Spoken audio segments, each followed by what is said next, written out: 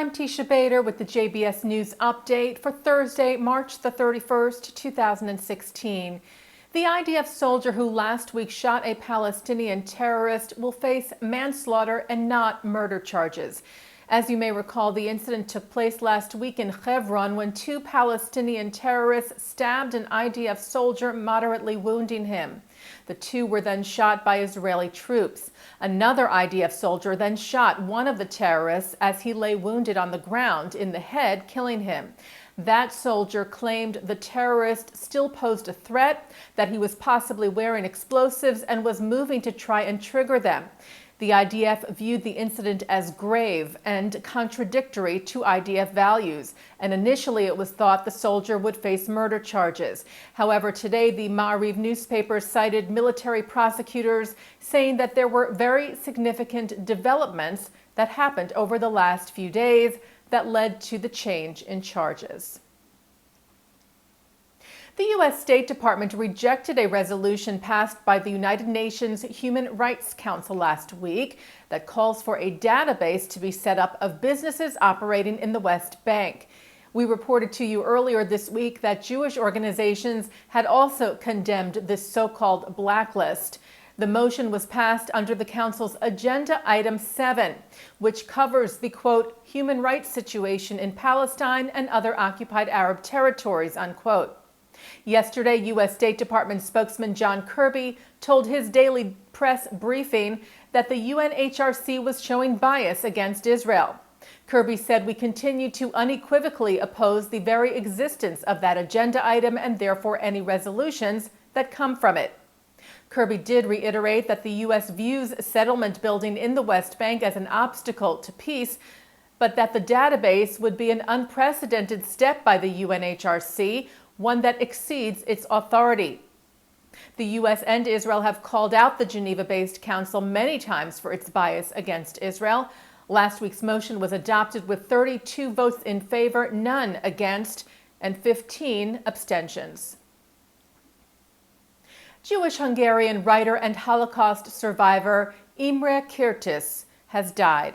Kertész won the 2002 Nobel Prize for Literature for Fiction for his novel Fateless, among other works, which was inspired by his experiences as a teenager in Auschwitz and Buchenwald.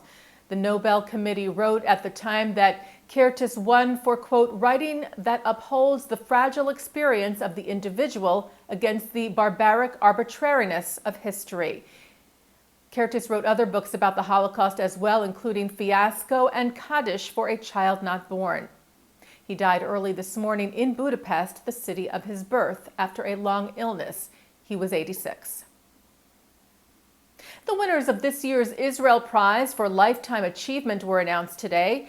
Israel Radio reported that IDF Major General in Reserve Doron Almog and Rabbi Eli Sadan will be saluted for their contribution to Israeli society and to the state. Almog is being recognized not just for his military service, but for his efforts to improve the treatment of people with special needs, and in particular, his initiative for a special residence community for adults with cerebral palsy. Sadan founded the B'nai David military preparatory program, which the committee said was a breakthrough in the integration of the national religious public in Israel into the IDF.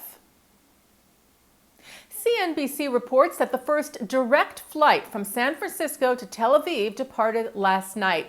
The United Airlines flight now makes it possible to reach Israel in 14 hours and 10 minutes, instead of the usual at least 20 hours it took with connecting flights.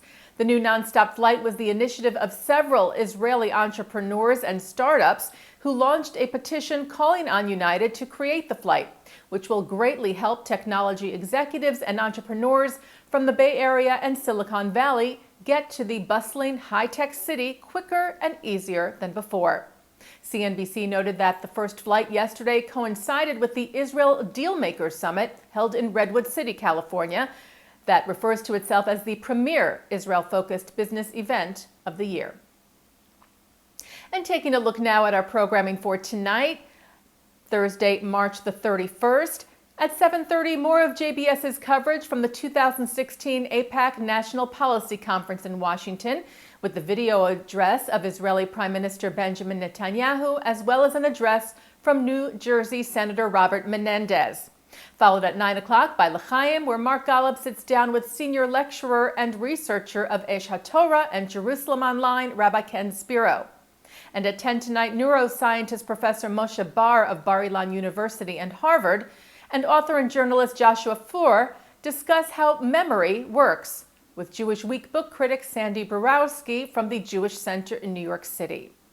And that's the JBS News Update for Thursday, March the 31st, 2016. I'm Teisha Bader.